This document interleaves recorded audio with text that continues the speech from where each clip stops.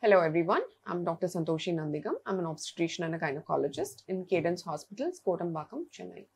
Welcome to my YouTube channel, and now I'm going to talk about what are the causes of miscarriage or abortion in the first 3 months of pregnancy. The most important reason that we usually give when someone miscarries is, the most important and the most common reason is some kind of chromosomal abnormality in the formation of the baby. So, நம்மளுக்கு எல்லாருக்கும் தெரியும், the baby's chromosomal composition is predetermined, the baby's sex is predetermined, and occasional defects in the formation of these chromosomes can lead to genetic alterations and lead to an abnormal baby. So, we have the capability of recognizing any kind of genetic alteration or genetic abnormality, and if our body assumes or thinks that the baby is incapable of living a healthy life as it grows, it automatically miscarries.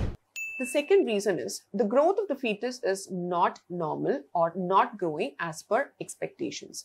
So, on the week period of gestation, or growth irukkum. If that is not happening, eventually it will end up in a miscarriage.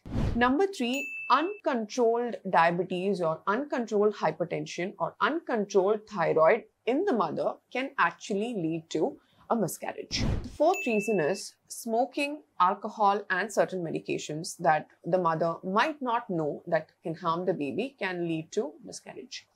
Smoking causes so many metabolic and hormonal disturbances. Same with alcohol. Alcohol causes something called as fetal alcohol syndrome, in which the baby has a lot of congenital malformations. And drugs. Any kind of recreational drugs, be it cocaine, heroin, anything can lead to miscarriages. The next reason is age. The higher the age of the mother, the higher is the rate of miscarriage.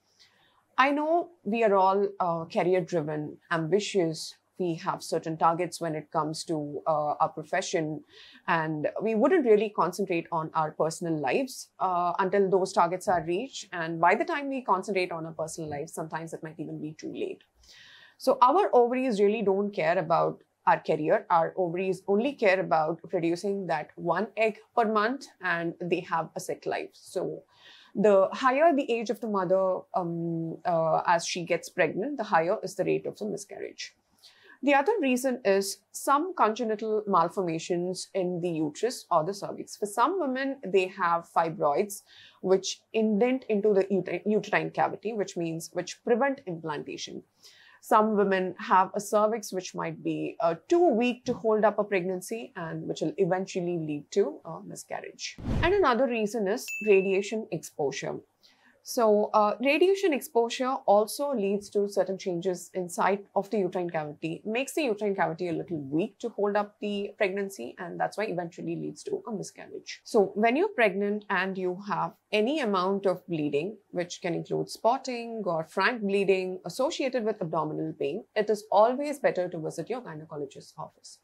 So we might do a scan, make sure the pregnancy is healthy or not. And if you happen to have a miscarriage, based on the type of miscarriage, whether it's complete or incomplete or inevitable or threatened, the management is completely different.